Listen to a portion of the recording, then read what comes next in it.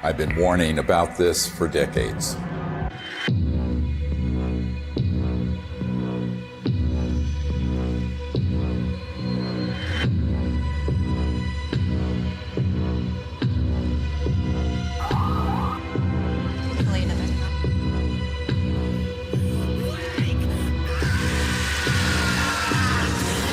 No, not that. This. Speaking of conspiracy theories that actually have truth at the bottom of them, the Corona Relief Bill that the President signed last month contains a provision that hasn't gotten a lot of attention. It directs the Director of National Intelligence, in consultation with the Secretary of Defense and the heads of other agencies, to disclose what they know about UFOs within 180 days. So what are they going to tell us? I provided briefings for 4 presidents, foreign heads of state, generals, and a sitting CIA director who later betrayed me.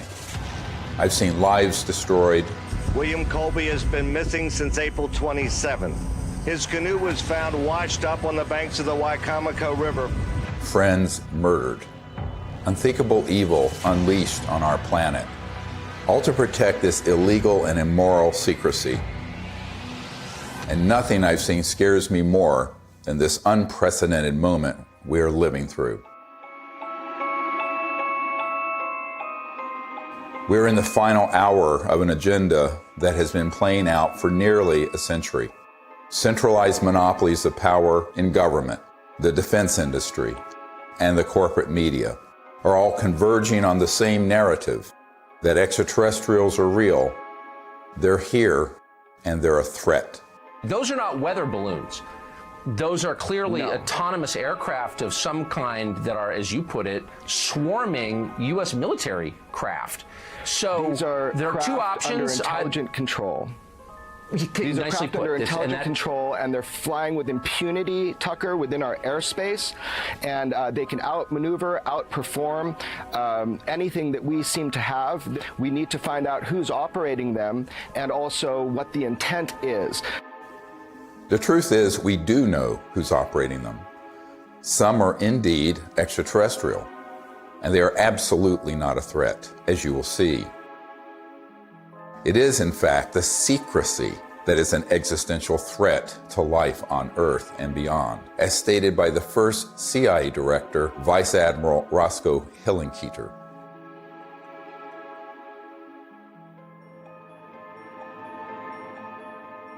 In 2020, I was asked to brief the President and Vice President on a situation that completely spiraled out of their control.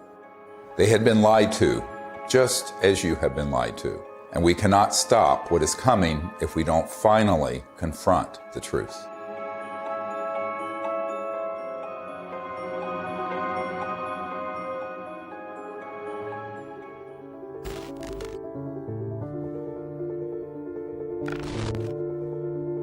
This may be one of the most important photographs ever taken. A dissection of an unknown humanoid from sometime in the 1920s. It clearly isn't human. I don't call it extraterrestrial for one reason. We don't have the history of that it came out of an interstellar craft. We don't have the genetics on it. And there are a group of doctors who are obviously doing the dissection, and then there are suits, very much look like government officials in the perimeter watching. A woman called me up a few months ago whose mother was a seamstress on the atomic bomb project and built the covering for the bomb that was dropped on Hiroshima and Nagasaki. So she was cleared to the A-bomb project. She was then, of course, moved to the only atomic bomb squadron in the world at Walker Field, which is where Roswell is. At that time, she acquired this photo. How do we know? We tested the paper to establish that it was pre-19 early 50s. And it's a photo of a photograph. And so we do a whole research project on it. We have it analyzed by the top medical archivist in the world, Dr. Burns in Manhattan, who establishes that it is the 1920s. We have the top clothing experts at the Metropolitan Museum of Art determined that those absolutely are from the 20s. So medically, clothing, everything. But if it is what we think it is, it means that there had been targeting and retrieval of extraterrestrial material and beings that are 20, 25 years before Roswell. And that opens another whole chapter. Now, the reason I think that's quite possible, I've had members of my team who've been in the vault and in the classified projects who have seen top secret files going back to the late 1800s and early 1900s dealing with ETs and ET craft and beings. So everyone thinks everything happened at Roswell. No, this goes back longer. Think about that. At least 100 years of UFO secrecy. Do you really think this guy, or this guy, or God forbid, this guy, really have a grip on this issue? Excuse me, I didn't mean to fart out of my mouth. They don't. This is why heads of state from around the world come to me, a retired medical doctor, to get the truth about this phenomenon. And sadly, they don't have the power to do much about it once they know the truth.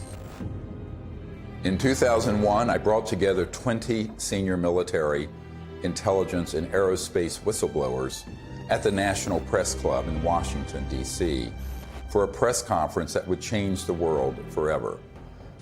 The men and women who are on this stage and the some 350 additional military intelligence witnesses to the so-called UFO matter and extraterrestrial intelligence can prove and will prove that we are not alone. This marked the public debut of the Disclosure Project and the launch of the global disclosure movement to end UFO secrecy and disclose technologies that would end poverty, climate change, and the use of fossil fuels overnight and transform every aspect of life on Earth.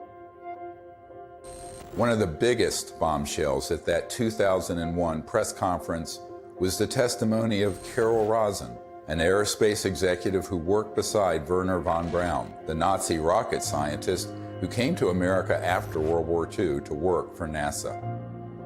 Carol received his deathbed confession, a testimony so terrifying that we spent the last 20 years trying to warn about it. Now, here was von Braun sitting at a desk when I first met him, explaining to me that he was told he only had 3 to 6 weeks to live, but that he was going to stay alive long enough to teach me what the real game is that's going on. And it started out when I was in the industry, the Russians were the threat. We had to build space-based weapons against the Russians. And then third world countries called nations of concern at that time.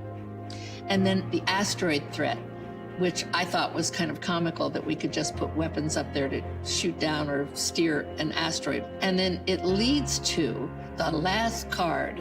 And then he would repeat to me over and over, and the last card, the last card, the last card would be the extraterrestrial threat. He explained to me that there was a moment when we were going to be told that the extraterrestrial beings, that their craft were a threat, and they were not. These craft that have come here are now not UFOs, they're identified flying objects, and we know that they have beings in them. And we have witnesses here who have told you that they can shut down our missile silos. They can stop a rocket going into space that's a test. We have witnesses here who have worked in the classified departments who have the courage to come forward here to support what Wernher von Braun told me back in 1974 to 77. At the end, I said, and it's all a lie. Well, it's still all a lie. The ultimate dream of the dialectical war machine, the military-industrial complex, is to have this war with a potential extraterrestrial civilization. It's their dream of all times. You know, you can roll into place all the kind of strictures of a national security state. You can spend literally trillions of dollars a year on massive military equipment, super high-tech equipment, et cetera.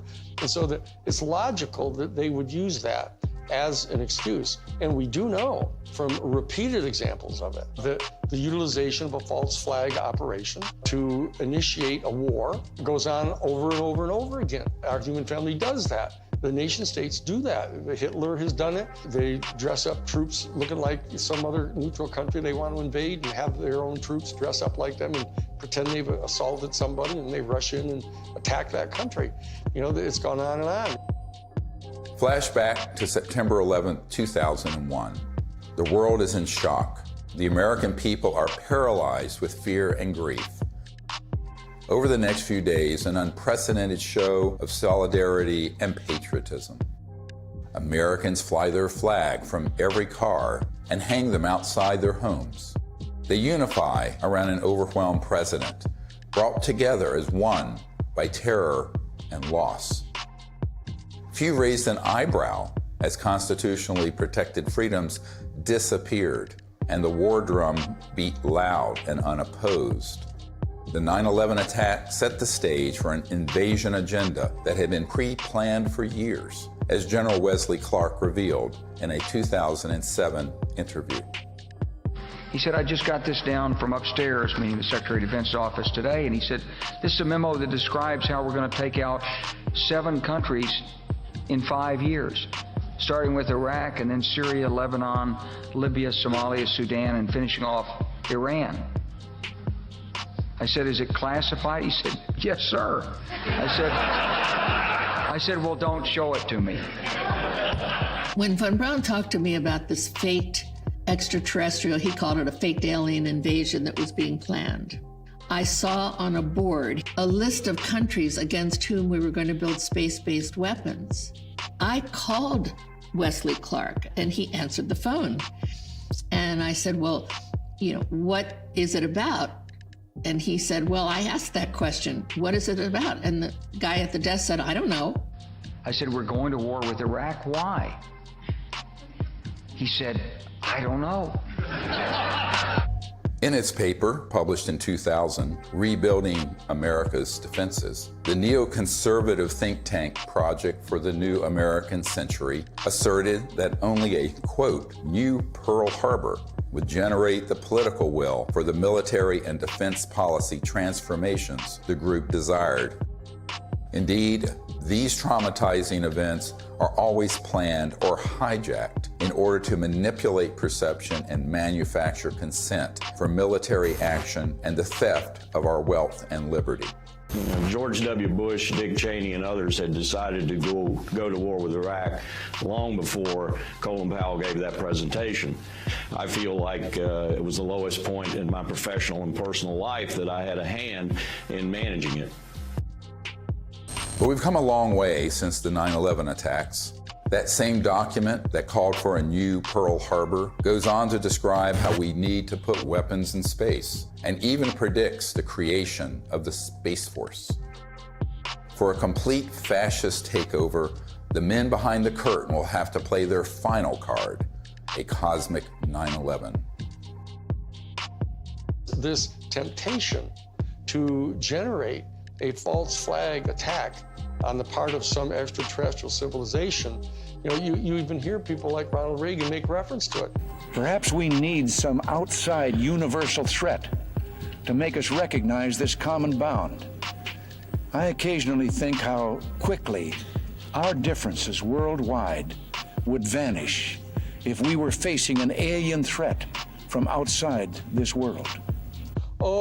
Wouldn't it be clear if we all of a sudden found ourselves being attacked by an extraterrestrial civilization? We'd finally all come together. Wouldn't that be really lovely? Well, it's not really lovely for the industrial state. They don't want to lose their other enemies first. They want to use up all that before they go to that extreme. The last card was the most profound experience I had in my whole life. And I accepted the mission. And until Stephen Greer picked me up and talked me into going to the Disclosure Project, when I had just about given up, that's when I saw that there were other witnesses to what's going on, to the truth, to the facts. When she told me what Wernher von Braun had said, it didn't surprise me, because I had previously met with a number of people in the defense industry and in the intelligence community who had already told me that there was such a plan and that it could be actuated at any moment. And that was one of the long-term agendas, was keep the technologies away so we can maintain our industrial base of fossil fuel and all this. When we're ready to pull the trigger on releasing this information, spin it in the direction that benefits the foxes guarding the henhouse, the people holding these secrets. But it was interesting to hear that all the way back in the early 70s that he had been warning her about this. And we know that those systems were developed actually in the late 40s and 50s. Truth seekers who explore the wonders of the ET phenomenon walk an extremely dangerous path. Most get sucked into the gravitational pull of the black hole of disinformation, where lies about the UFO cover-up and about ETs themselves poison the minds of even the smartest and most well-intentioned investigators. These lies include ETs are demons. It's all interdimensional, not extraterrestrial. We don't have man-made UFOs.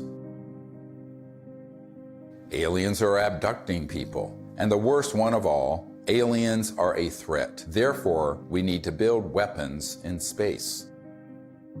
If we cannot commit to no weapons in space, to no war in space, then we're going to continue to have wars on Earth, and we're going to continue at the accelerated pace that we're in right now towards our own human extinction. One of the difficult things of the last 6 months was that I learned that the same group that had been feeding false information to the public through TTSA had their counterparts that had been going into the president's office providing some information, but a lot of disinformation. So the way really good counterintelligence works, or disinformation works, is that at the core of it, there's some truth. So they'd say, okay, the aliens are here, and here's some evidence, but they're a threat to the national security, and we need to have the Space Force. Wow, Space Force.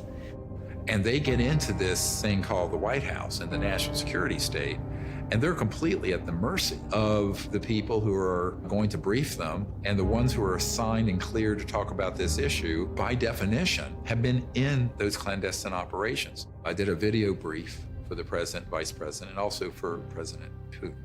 That the problem is, by the time I had good access, they had already been, unfortunately, quite brainwashed on this, had already taken policy steps that included Space Force creation and what have you, and then we were running up against the election. One thing is clear, is that the normal constitutional channels that you would think would be in control of that aren't. Presidents that aren't briefed in on this, heads of the Defense Intelligence Agency come in who aren't briefed, and I'm convinced they're not. From talking to them, it's clear they don't know what's going on there. So there's some other structure. I happen to be persuaded by the evidence that immediately after Roswell, when they recovered a craft and bodies from the UFO vehicle, that the Truman administration set up a body that was outside of the normal constitutional framework of our United States government. And it was made up of major elite people that they view as the real power elite. A shadowy government with its own Air Force, its own Navy, its own fundraising mechanism, and the ability to pursue its own ideas of the national interest, free from all checks and balances, and free from the law itself. It's sort of a shadow government within the government, not just in the United States, but all around the world. And the kind of power they have, both financially, technologically, and the means of projecting power militarily, is much greater than anything that the conventional military or the conventional government or the President of the United States has. Eisenhower knew it, and by the time he left office was very upset about it. In the councils of government, we must guard against the acquisition of unwarranted influence, whether sought or unsought, by the military-industrial complex.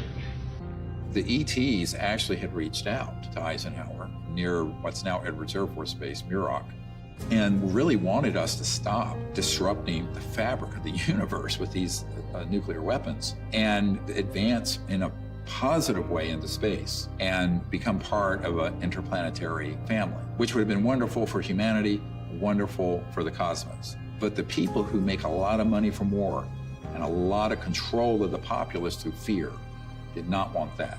So they circled their limousines and sort of moved aside the good people who would have been arguing for that. And that included Eisenhower. We must also be alert to the equal and opposite danger that public policy could itself become the captive of a scientific, technological elite. The fascist element that is owning most of the stock in the major corporations, especially the oil corporations and the natural gas corporations and the pharmaceutical industry, the railroads, the shipping lines. Virtually all these people are fascists, all during the robber baron era. That's what they did. They laid claim to those areas of our American economy, and they've never relinquished them. Those families and those interests became the foundation of the post-World War II military and intelligence and industrialists. They knew that after we had detonated the atomic bomb, there were ET crafts seen all over, wherever we were doing experimentation or storage or launches or anything, or even research and development. The ETs were very concerned about that for reasons we'll get into. So the military-industrial complex, as Eisenhower called it, became very powerful and developed clandestine, covert, unacknowledged special access projects that eventually moved the president out of the way and pushed Eisenhower outside the inner circle. I tell people that that was the era when the presidency was decapitated. Fascism isn't, somebody wearing, a monocle and 6-league boots with a saber scar, and all that stuff, and strutting around in Nazi uniforms. A fascist is a person who believes that the best way to develop the economic resources of the planet and to distribute them among people is to get a hold of them and have exclusive privileged access to these strategic raw materials, and have the corporations that have access to these strategic raw materials, and to be able to put them through the machinery that they pay for and that they invest in and establishing in producing these products and hiring people. And they believe that that's the best way to have their economy function. And so that the instrumentalities of the state, of the government, are put at the disposal of the private interests of the corporations. And that's exactly what was going on in Germany. The Krupps and the ball bearing factories and the IG Farben corporations, all those big, huge corporations in Germany, they were all privately owned. In fact, they were financed by Brown Brothers Harriman and giving the loans to the post-World War I Germany to build them back up. Andrew Mellon had intimate dealings with Hjalmar Schacht, who was Hitler's private banker. And so did Sullivan and Cromwell. I mean, this is dirty, nasty history. Oh, invest in Nazi Germany. Hitler's a great guy. He's a Republican. Don't worry about it. You'll make lots of money. And then Standard Oil, through straw man in Portugal, all during the war. I mean, business thrives during war. You know that. It's a racket. That whole concept of fascism, and it's a word that gets totally misused because people somehow conflate it with just authoritarianism. But it's a very narrow definition, and it's an accurate definition of what it was that the Central Intelligence Agency was doing, actually promulgating the private interest of the major corporations. And they were putting at the disposal of the interests of those corporations all the instrumentalities of the United States government, most importantly, the military and their intelligence operations and their covert operations. We're keeping the oil. We have the oil. The oil is secure. We left troops behind only for the oil. Because they basically believed that what's good for General Motors is good for America. And it was an entire theory of economic development. And so that they viewed anybody who interfered with that in any way at all as an enemy of the United States. And so that's how the national security state got really established and institutionalized. And so that when they encounter an event like Roswell, where this extraordinary technology crashes, they realize that there's this extraterrestrial civilization that's got this technology that is way beyond anything we've got. Their instantaneous response to that was, let's get it for us. And that we'll have it, and it'll give us this overwhelming advantage over any of our adversaries that are threatening our world dominion, or our, what they call full spectrum dominance, was their actual term that they used. My granddad and I, when we were talking, I'll never forget it. He said, he was talking about Patton. And of course, he said, I was in Czechoslovakia with Patton in April '45. And I thought, oh, that was neat. What did you do? And he's like, well, Patton had to secure a lot of the stuff that the SS had. And I said, oh, that's interesting. And they said, well, we went into this warehouse and there were all these exotic, jet aircraft, rocket engines, parts of the V-2 and maybe a V-3, I don't know. And I said, oh, that's interesting. And he says, I saw a disc-shaped aircraft. I said, oh, is that the one they built that had the BMW jet engines and the Arata ones in a circle, and it didn't really work and everything like that. And he said, no. And that was it.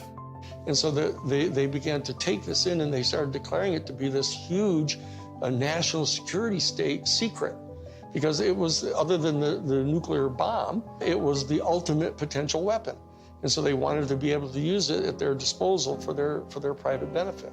That fascism and the fascistic proclivities of these big industrialists and very powerful people, they know they really can't control 8 billion people unless they first control their minds and their beliefs and their attitudes. As Nazi war criminal Hermann Göring said at the Nuremberg trial, the people can always be brought to the bidding of the leaders. This is easy. All you have to do is tell them they are being attacked and denounce the pacifists for lack of patriotism and exposing the country to danger. It works the same in any country. The buffoonery of the Third Reich was instructive, and they learned that that kind of behavior wouldn't be effective. So they went subterranean. They went covert. People don't understand. We won the battle of World War II. We did not win that war.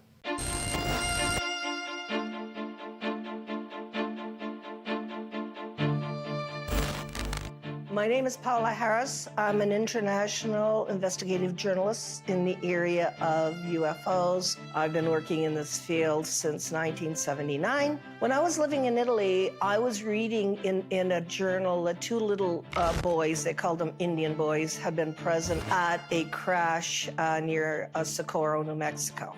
And I was wondering why none of my colleagues ever followed up on that. So when I came to the United States, Destiny had it, that I was able to locate one of the men, Remy Baca. He told me in detail that they had witnessed this crash, these two little boys, in 1945. There was an object that shaped like an avocado. And what interested me most, because I look at the timing, is it was exactly 1 month after we exploded the atomic bomb. And the atomic bomb was July 16th, 1945. 5, 4, 3, 2, 1.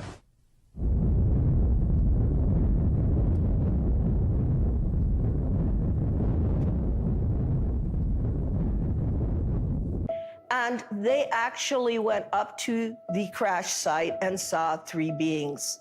They were tall and thin, they had long arms. They had said they looked like a standing fire ants. One of the witnesses said he thought they were hurt because they were screaming, and the witness was 9 years old, so he wanted to go in and help them. I had these feelings that were being projected from them to me through my mind. I could feel what they were feeling: pain, anxiety. They were far away from home. They were lost. They were hurt. And I could feel that. And I could see all kinds of pictures in my mind that to this day I have not been able to figure out what they were. So why it's important is we have 2 witnesses. It happened August 16th, 1945. And from that area, about 13 miles away, we had exploded the atomic bomb. So I thought, well, let me go there. And for 5 years, I investigated this case and realized that whatever happened 1 month later was a statement to the planet. It was a statement about our going into the nuclear age. And it was a statement that meant, wake up, because whatever you guys did 1 month before is going to affect you for the rest of the planetary life. Assuming that they've always been there, but what caused this great interest in us, this large incursion after 47? Well, obviously, yes, the atom bomb. If you accept the multidimensional theory, it's highly likely that we've done a hell of a lot of damage. In somebody else's world, they might have even done more damage there than we did here. We kicked the hornet's nest because we actually were doing more damage in those other dimensions and worlds than we were doing here. Step in the shoes of a generic extraterrestrial who's tied into a civilization that's interstellar capable. And you are observing that in one person's lifespan, 100 years or so, we're going from guns and maybe cannons and a machine gun in World War I to thermonuclear weapons, then into the space age, then these clandestine and covert unacknowledged projects develop weapon systems based on studying extraterrestrial systems, and then beginning to put them on satellites, on aircraft, and on ships, and on land-based systems. So the ETs are sitting back and looking at this in its aggregate, and now we're decades into the solutions for poverty in the environment, decades into the ability to have a new economy that would be just, and also would be a space economy. We could be out in space peacefully. We're decades to when we should have ended the war to end all wars was supposed to be World War I. What have we done? One war after another. Now they want to launch the big one, this final card that Wernher von Braun spoke of, interplanetary war, by hoaxing an alien threat. So these civilizations are really quite appalled, frankly. And at the same time, we're using weapons like atomic and nuclear that disrupt the fabric of the universe, and their worlds are affected. We knew the world would not be the same. Few people laughed. Few people cried. Most people were silent. I remembered the line from the Hindu scripture, the Bhagavad Gita. Now I am become death, the destroyer of worlds. I suppose we all thought that, one way or another. I am death, the destroyer of worlds, plural. Worlds, plurals, not just this planet. So it got to me that Oppenheimer knew right well that they were having UFO visitations, that someone was interested, and I had in my possession already the MJ-12 documents that are on Ryan Wood's website. A letter from Robert Oppenheimer and Einstein addressed to President Truman. It's called Relationships with Celestial Within Our Bodies. When you say relationships with celestial bodies, and you are calling whoever was over that area cultures, you're not really talking about any kind of hostility. What you're talking about is more integration. So that whole document said, what do we do with this problem? Do we communicate with them and treat them like they're another country? And if so, the United Nations is not capable of handling this. In the document, it says we need to create a supra-United Nations. These are the words of Einstein and Oppenheimer. Who can deal with this problem? The ETs have done a number of things when we go too far, where they stop it. Now, they don't do anything hostile or violent back. They've made it quite clear through very explicit events where the ETs do not want humans going out there with guns blazing. A couple of nuclear weapons sent into space were destroyed by the extraterrestrials.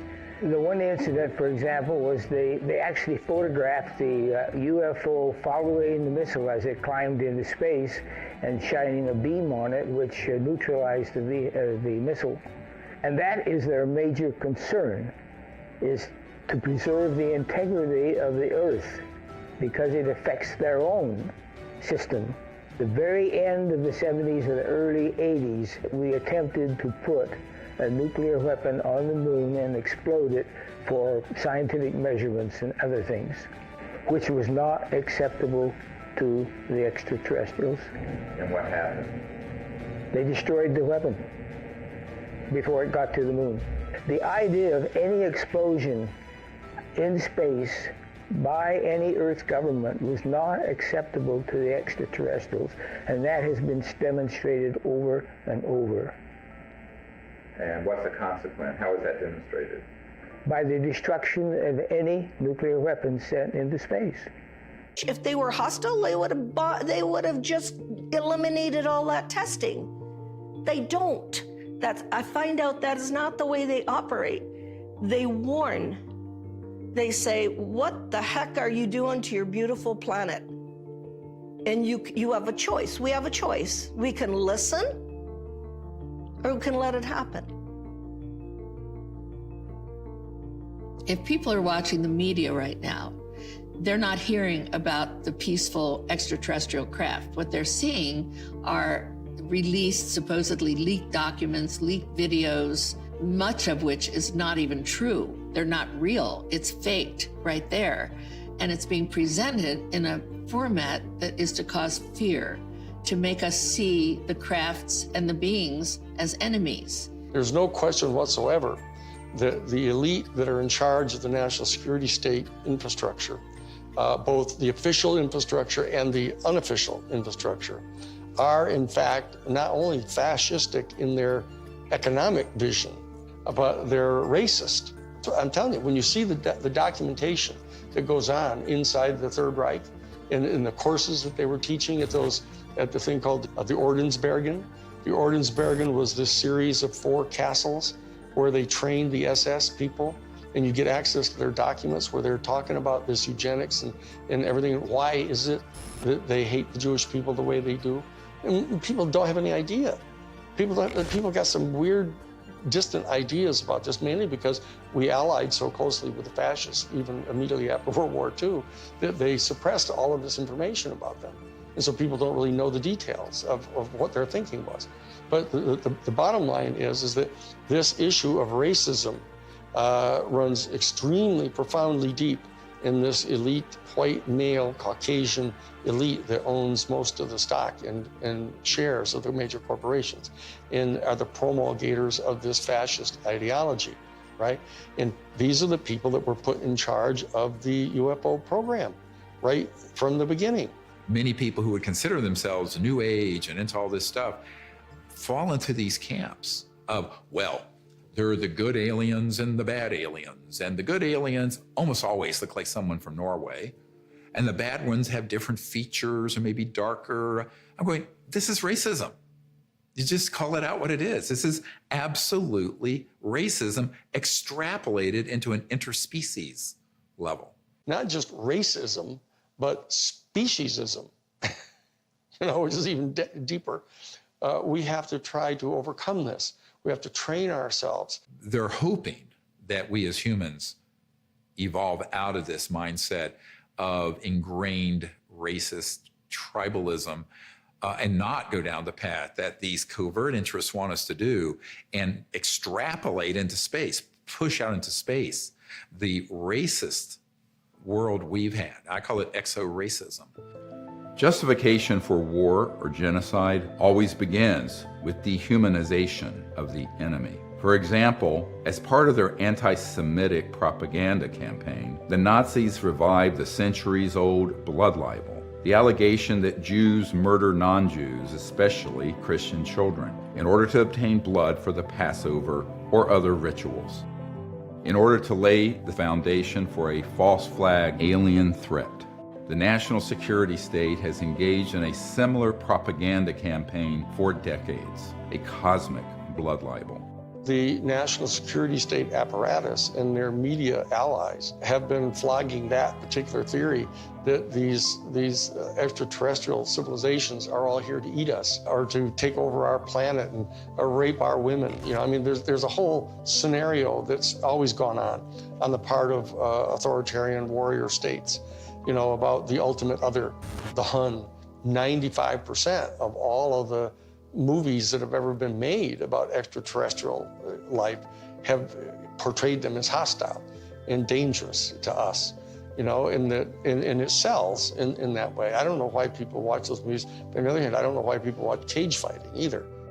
When Unacknowledged went viral and got hundreds of millions of people to see it, within months, they stood up the TTSA with Luis Elizondo, who is a famous disinformation operative in the Pentagon, at least amongst intelligence officials that I've met with, and others who are well-known disinformation figures within the UFO subject. That began the whole process of trying to pull the narrative back to, gee, we don't know what these are, but here's the evidence that we're, quote, leaking, which wasn't a leak, it was a controlled release. And then they hit the button, so the mainstream media that will take dictation from the intelligence community begins to cover it in the New York Times and CNN and every network around the world. Whereas the Disclosure Project has 100 times more direct military witnesses and better evidence.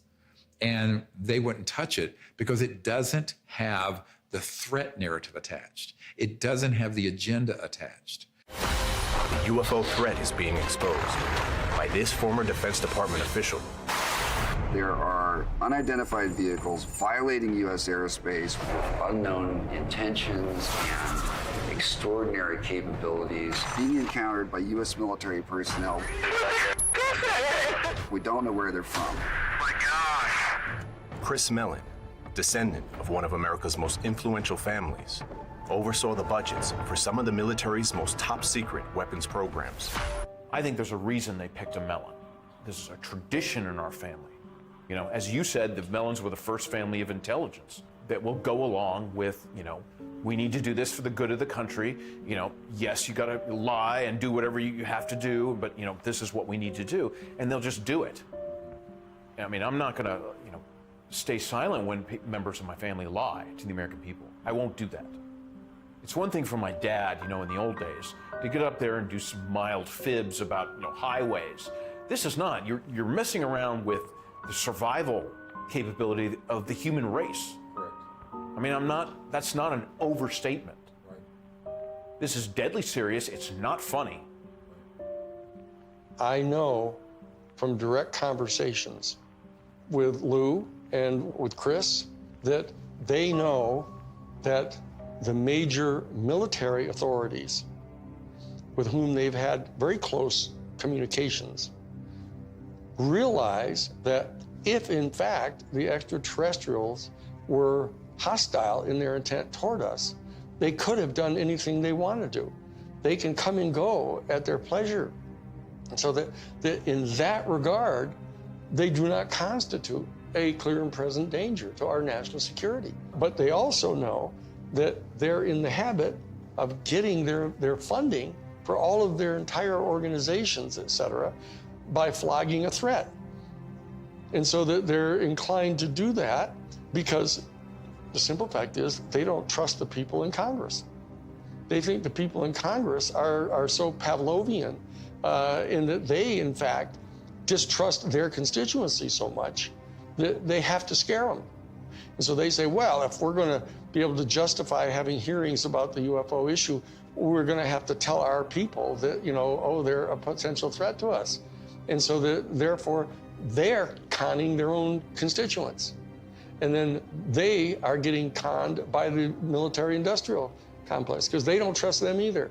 And this is a question of integrity. That as long as people are not trusting each other and they're conning each other, you know, this is dangerous. This is how wars start. This is how people lose control of the narrative of what's going on here. Those of us in the CE5 community, et cetera, need to establish some kind of level of discourse with Lou Elizondo and with Chris Mellon. All they have to do is know that we're obviously sophisticated enough to know that what they're saying publicly, they know isn't true. We have to be able to establish diplomatic relations with our own people if we're going to establish diplomatic relations with an entire extraterrestrial civilization. And so that we can't just degenerate into the same kind of low consciousness bullshit, you know, that we're afraid of. The facts about UFOs are so much stranger than the lies that you discredit yourself simply by telling the truth, especially when it comes to so-called alien abductions. Perhaps the most devastating aspect of the cosmic blood libel is the hoaxing of alien abductions by humans in order to create a culture of fear towards extraterrestrials. Dozens of insiders have confessed this secret to me, but it wasn't until 2016 that I was able to get one of them to say so on camera. We did do that, yes. OSI did that. There was a special group out of the 7602nd Air Intel Wing at Fort Belvoir that came out and did that. They had these people that had maybe some sort of defects, anatomical defects that were brought in to fool people into thinking they're aliens. Yeah, I can't give you any specifics because it's still, the program is still classified, and they're probably still doing it. I wouldn't doubt it. They were still doing it. These civilians got onto the base and got into something, and they saw something they weren't supposed to see, and this group came out and went into their home and scared the dickens out of them and Staged an alien event. Exactly. We have these technologies. They are being used in false flag operations where they hoax events. And the purpose for all of that is a sort of psychological warfare, as it says in the CIA document I have, the director of the CIA saying the UFO subject is very valuable for psychological warfare potential. And that is a very interesting thing to be written in 1953, right? And what does that really mean? Well, it means that the long-term defense strategy from the late 40s and 50s forward was informed by eventually using this last card to consolidate sort of a global totalitarian military control of the population. Could it be manipulated purposely by people who have the technology to simulate UFO sightings? And people say, well, of course not. Who would do a thing like that? Well, I would remind you that during the Watergate investigation, it was discovered that there was a plan originated in the White House to surface a submarine off the coast of Cuba and paint the second coming of Christ over the island of Cuba using holograms. Which is well within our technology today. The idea was that since there is a large Catholic population in Cuba, they would be so upset by this vision that this would saturate the communication channels, the telephone system in Cuba, long enough for an invasion to take place. How interesting. I'd never heard of that. Well, I think that's a classic in psychological warfare, but that kind of manipulation is well understood. And I have personally investigated several apparently genuine UFO cases where there was, in fact, manipulation. My conclusion, the conclusion of scientists working with me, was that there was, in fact, a manipulation taking place and that it was not a hoax on the part of the witnesses, but a hoax on the part of somebody much better organized than them. In Vallee's book, Forbidden Science 4, he describes a smoking gun document that confirms what Doty said. In an entry dated Thursday, 26th of March, 1992, Vallee writes, "I have secured a document confirming that the CIA simulated UFO abductions in Latin America as psychological warfare experiments. We reached out to Dr. Vallee and asked him if we could publish the document in this film. He refused and tried to blame the producers of this film for his decision to not release it. Unfortunately, others in the UFO research community have similar evidence of this cosmic false flag, but are afraid to come forward publicly. This lack of courage or integrity, or both, is precisely why the secrecy persists." I also asked Richard Doty about the last card scenario, using the military lingo for false flag, deceptive INW, which stands for Deceptive Indications and Warnings. Have you been exposed, or did you come across in your career and your network the false INW or the Deceptive Indication and Warnings projects related to this? Yes. And what did you find out about those? That's pretty hush. I don't think I should talk about that. Yeah. I mean, that's what when I briefed the head of the Defense Intelligence Agency, that was the main subject. That is, that's very sensitive. Yeah, it's very sensitive. Yeah. Extremely. Yeah. So we'll just pass that question on.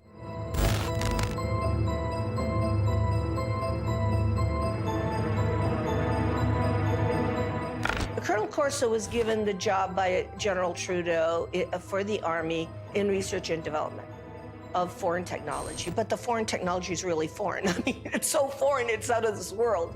And he explained to me that he had something called the nut file, of which he had fiber optics, high tenacity fibers. He named the things physically that he had there. He knew they came from extraterrestrial crashes or extraterrestrial materials they had recovered.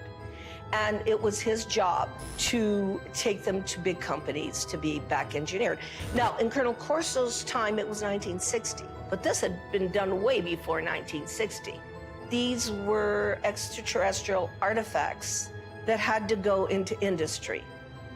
So for the first time in my naive years of research, I realized why the secret was secret. I always thought it was about, everybody would panic, then the religions would fall, and I had no idea this was going on. And ever since my association with Colonel Philip Corso, I realized what this is about. What this is about is the toys, the artifacts. And it's really about the industry. It is not about whether people would be scared or whatever. I think that the younger population and people that have studied this know that there is no danger. I mean, if they're not going to bomb you during the time you're doing the H-bomb tests in the Pacific, I don't think they're going to decide to come out of nowhere and bomb everybody or to have an invasion. There are too many times where we could have had an intervention that was hostile, and we never have, and we're the enemy. Hey, John, happy birthday.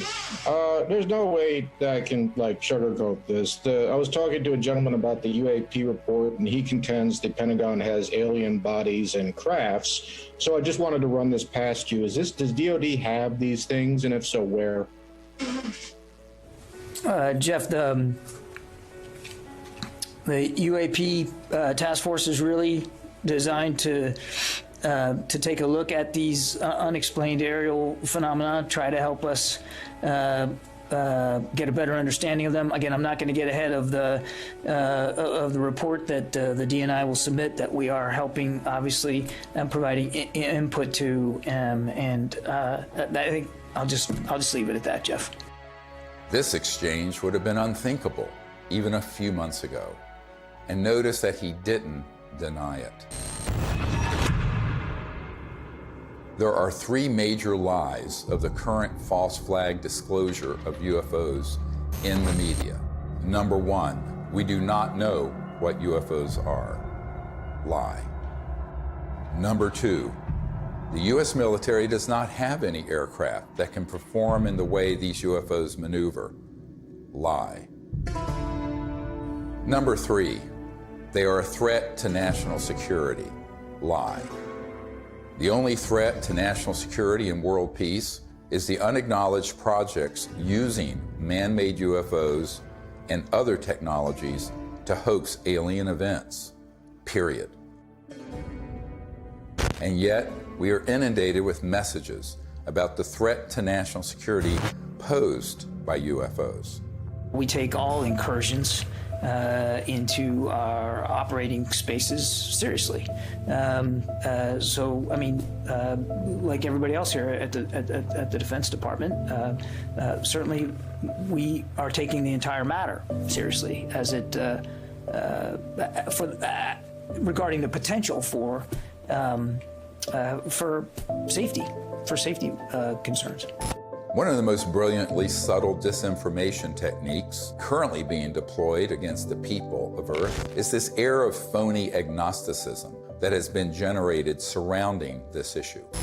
Do you believe that they sincerely don't know what these things are? They don't. We have the best military on planet Earth, the greatest intelligence agencies. These are true unknowns, and they were swarming our military arsenals. They're seen over nuclear facilities. This is documented. We need to find out who is operating these vehicles. There's a certain studied agnosticism that the media is allowing to come out through these ufologists. For example, Nick Pope. I mean, we are under siege. It's like there's a war of nerves going on. And if this was drones belonging to a foreign adversary, there would be an absolute outcry. And yet, the situation we're in, that we don't know what these things are, and they might even be extraterrestrial, that's worse. So I agree with Luis Elizondo on this. This is a potential catastrophic failure of intelligence. The same thing with people like Chris Mellon, whether he's been paid or not. he will get up there and say, well, we don't know what these are, we need to study them. There's a vital national security issue, which is that our sovereignty is being violated by vehicles of unknown origin. Chris and I have met, we've talked about all this stuff. I think the TTSA program was a little goofy with Tom DeLonge. This is a mechanism to change the way the government acts. You're going to see us dealing with the Senate, us meeting with the intelligence services of other governments, and everyone is coming out of the woodwork and saying, this is real, we got to do something about it, and it very well could be a threat, but we can't put our head in the sand. Former Blink-182 frontman Tom DeLonge launched To the Stars Academy, or TTSA, supposedly to bring scientists and whistleblowers together to advance the disclosure of UFOs. In reality, this was a thinly veiled front group for the Defense Intelligence Agency, staffed with notorious spooks like Jim Semivan, the former head of covert operations domestic for the CIA. All of a sudden, the same media outlets that historically ridiculed this subject started fawning over DeLonge and his entourage of disinformation agents, and always with the specter of an alien threat. Hal Puthoff was soliciting me for funds for his quantum communication thing, which I think the Navy has had for 30 years. So there's a lot of disconnects going on. And of course, they've left that TTSA program, and I don't blame them. I think it was a shit show. And some type of CIA, quasi-psyop, something. And I don't think anybody was really excited about it. And when they say, this is a mystery we need to solve, that is not true. As you and I know, the US military, especially the Navy, has reams of information on every shape of craft, where it's from, who's driving it, what they're up to, Forget it. It's just been going on for 70 years. The military-industrial complex is not stupid. Neither are the branches of the military. They know exactly what's going on. I think Chris means well. I really do. I don't think he's one of these guys, that's going around here, I'm going to fool the public and get paid for it. He doesn't need the money. I don't need money. We don't need fame or money. That's the last thing a melon wants. I'm telling you. And of course, TTSA even had a Lockheed Martin Skunk Works engineer who said, we need more money to study this because we don't know how these operate. In 1984, I got my chance to go to the Skunk Works. I'm working on things that defy imagination. Meanwhile, we published a letter that was written to Ben Rich, the head of the Lockheed Skunk Works. And the person writing was a friend of Ben Rich and said, are these UFOs ours or extraterrestrial? And Ben Rich writes back, they're both. He acknowledges that they are both extraterrestrial and ours. Now, this is not some ufologist. This is the head of the Lockheed Skunk Works, the premier aerospace engineering entity arguably in the world. Another man exchanging letters with Ben Rich was military aerospace historian James Goodall, who was Rich's pen pal and confidant for 25 years. I met Mr. Goodall in April of 2021 at the 20th anniversary of the Disclosure Project, which we celebrated in Scottsdale, Arizona. He was dying of esophageal cancer. This is the mid-90s. He'd already retired from Lockheed. And I tracked him down. He was at USC Medical Center near the end of his life. And we were talking about John Andrews and some other stuff, and we started talking about UFOs. And he said, Jim, we have things out in the desert that's 50 years beyond what you, and he was talking directly to me, beyond what you can imagine. And if you've seen movies like Star Trek or Star Wars, we've been there, done that, or decided it wasn't worth the effort. I said, Ben, you want to expand upon that? And typical Ben response was, no.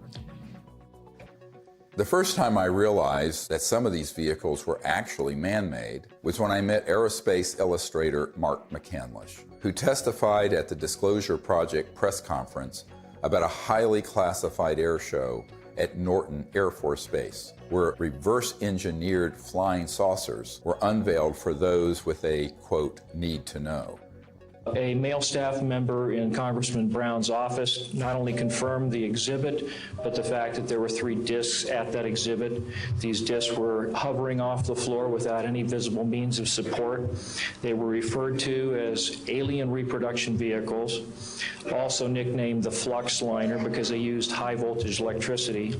This is a diagram that I made based on a sketch that Brad Sorensen did for me in rough form shortly after he had his sighting, and subsequently cleaned that drawing up and made it much more accurate. And that's the drawing that Dr. Greer is holding there now.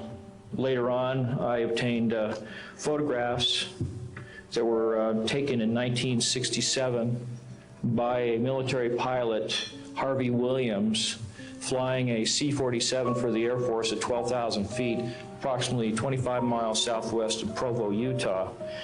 This particular vehicle matches the so-called ARV in all proportions and respects in terms of the detail of the shape of the craft. News articles from the 1950s describe how we were on the cusp of unlocking the secrets of gravity, which would unleash a technological revolution. But suddenly the articles stopped without explanation. This is the point where we cracked anti-gravity technologies and it went totally covert. And this Tic Tac, the word is, it's Lockheed Martin. It's the successor to the TR-3G Black Triangle model. Elizondo just will talk the bark off a tree. He goes in circles. He's a great counterintelligence guy. I'd love to get into a debate with him, but of course that's never going to happen. Well, this is a document that was obtained through the Freedom of Information Act, and it demonstrates quite clearly that we have had issues with these, if you will, these UAPs or UFOs in the vernacular for at least 70 years, at least since 1950, probably earlier. And this is official U.S. government correspondence. This isn't some eyewitness report from a civilian.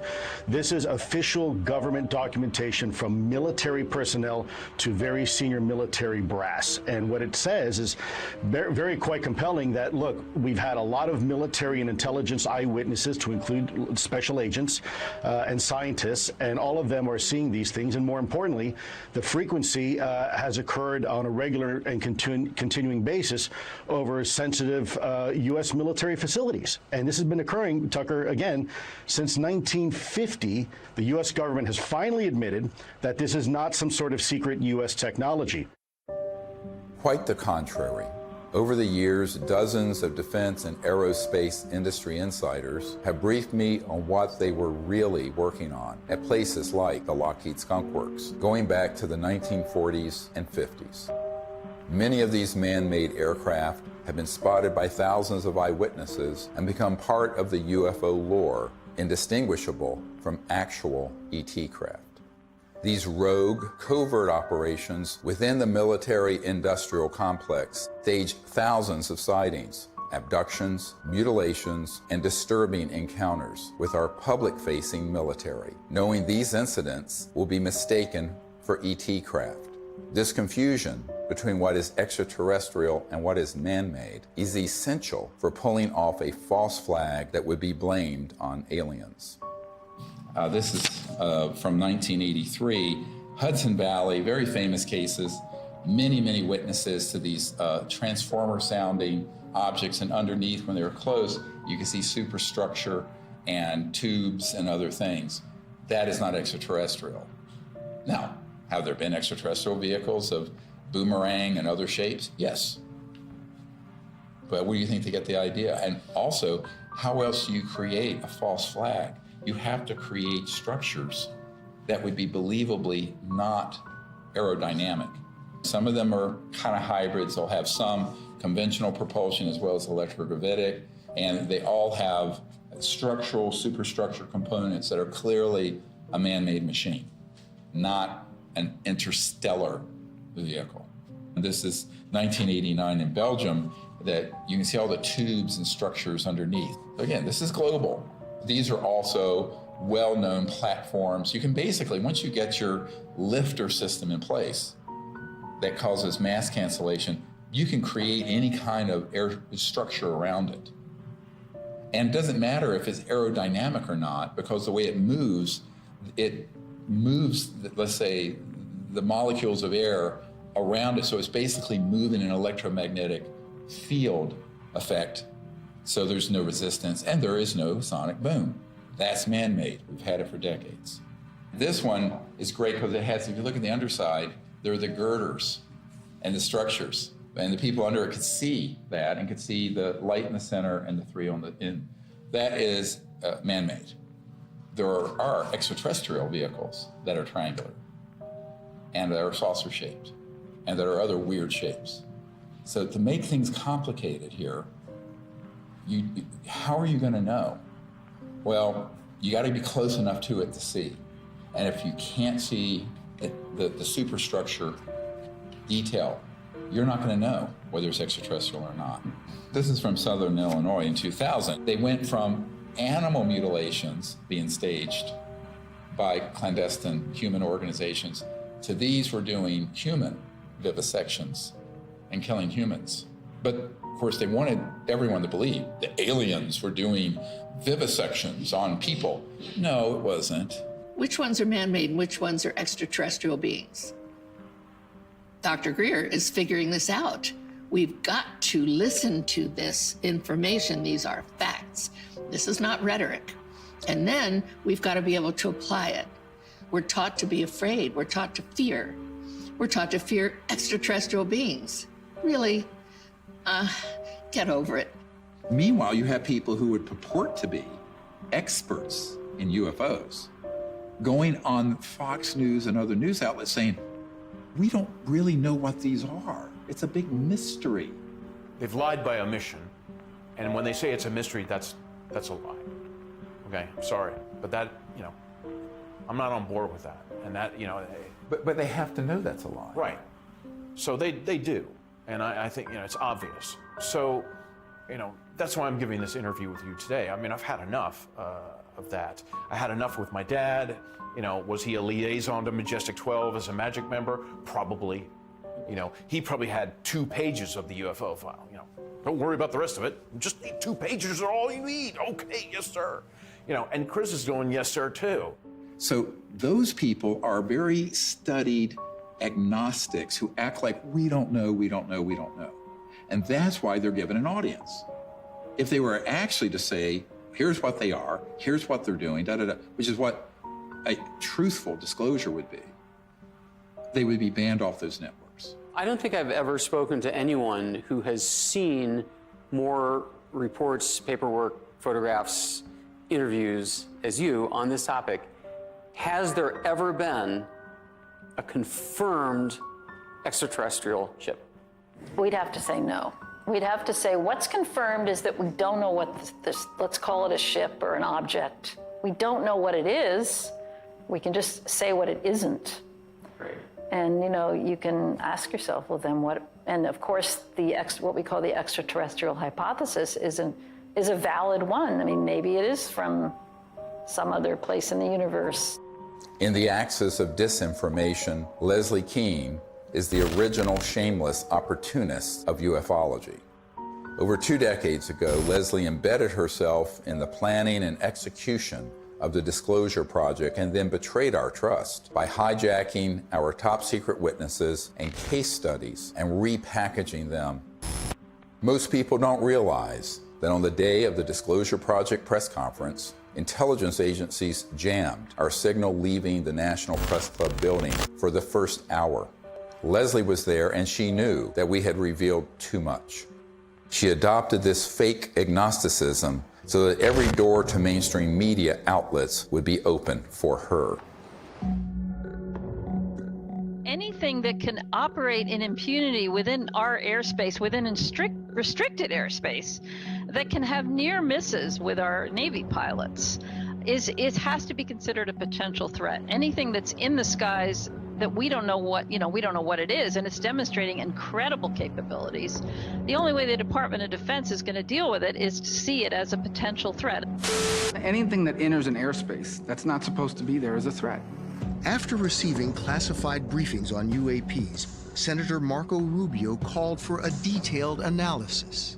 This past December, while he was still head of the Intelligence Committee, he he asked the Director of National Intelligence and the Pentagon to present Congress an unclassified report by next month. We've gone this way before. There have been many initiatives. Gerald Ford, when he was congressman, held hearings, went nowhere. The whole window dressing of Project Blue Book, and then that was just really a publicity stunt by the Air Force. And most recently, the $22 million that the Pentagon spent on this Bigelow aerospace study. I had a Zoom meeting this summer with General Herbert, the chief advisor to Senator Harry Reid, and they authorized this funding. After spending $110 million, maybe more than that, because it was a 6-year-long program, where's the beef? What's the results?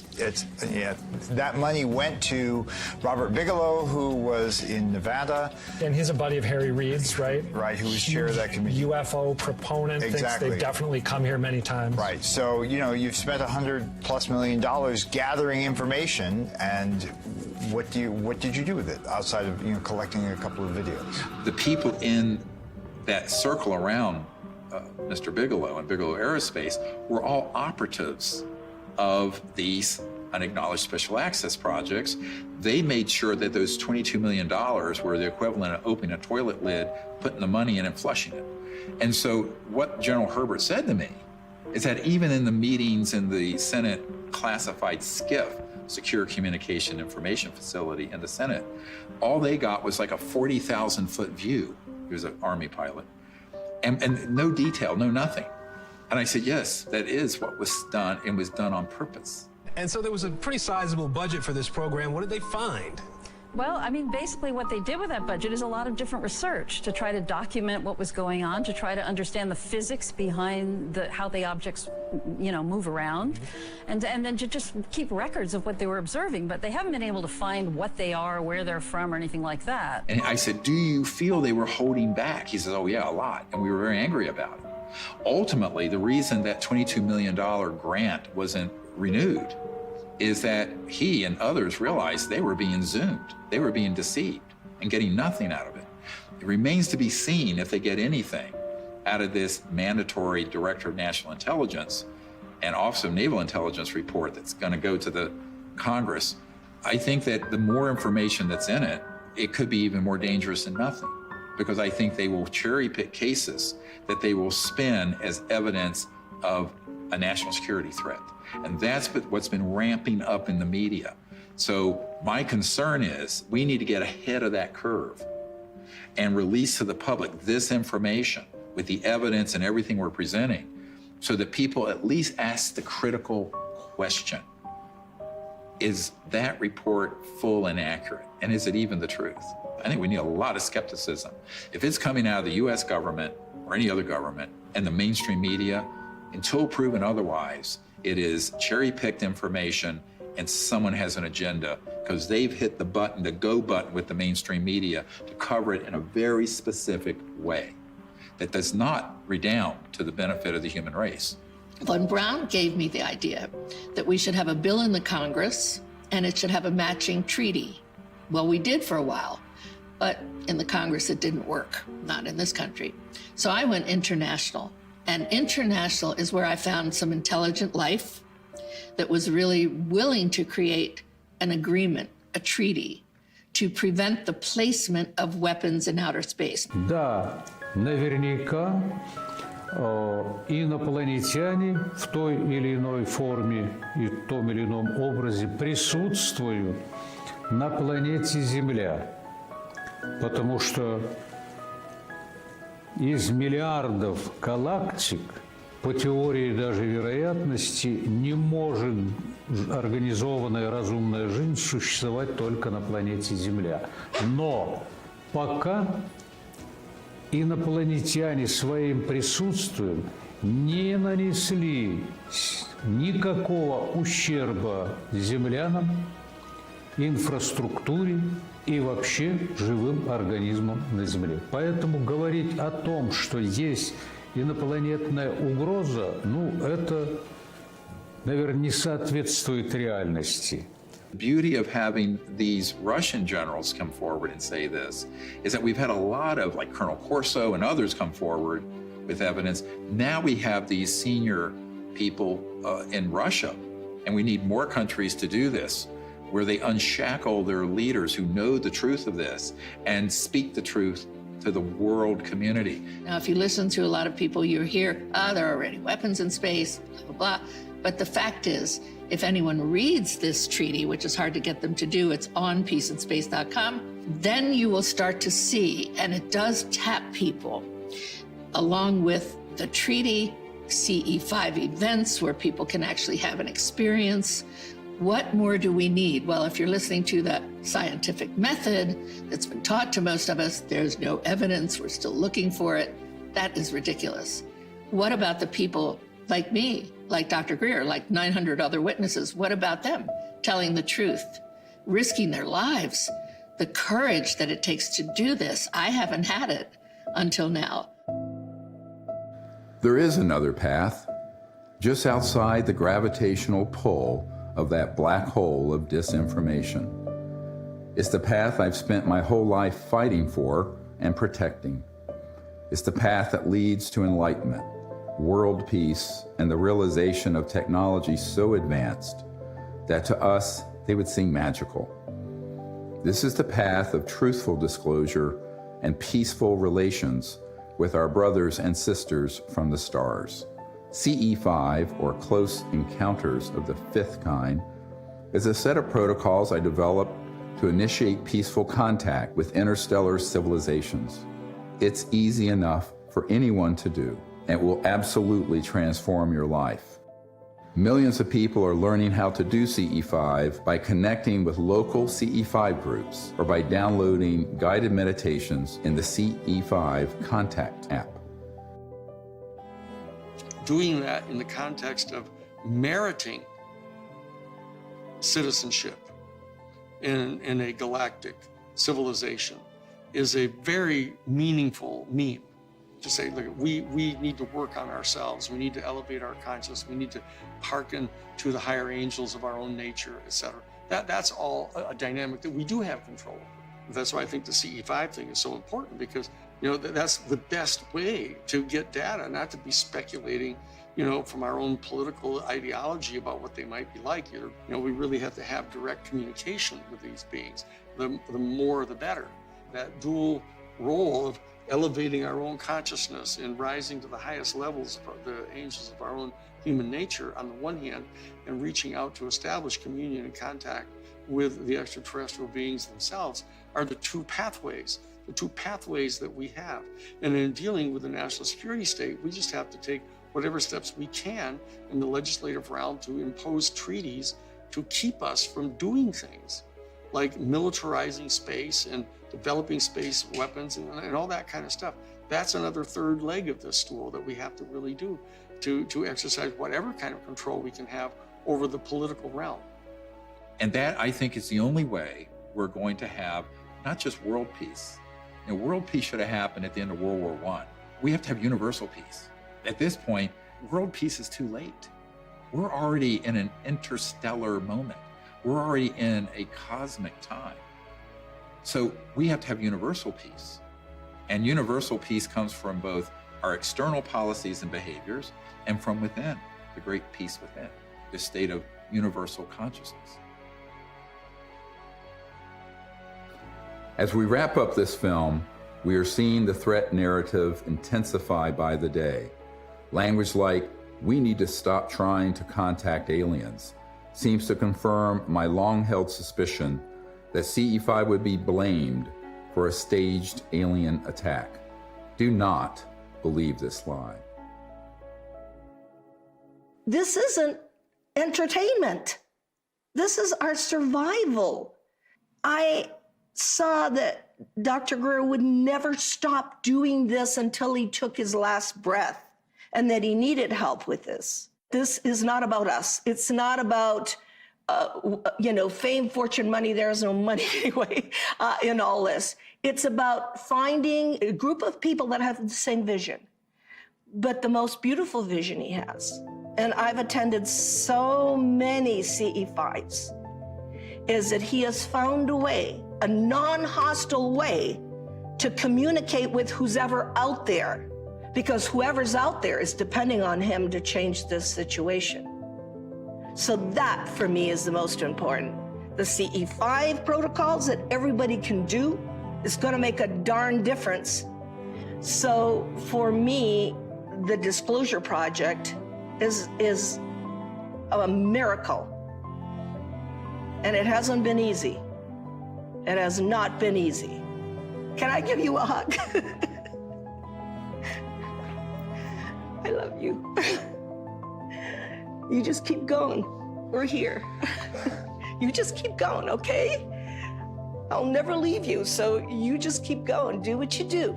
And do what you do the best, because if we don't do it, nobody's gonna do it. Do you understand that? Okay.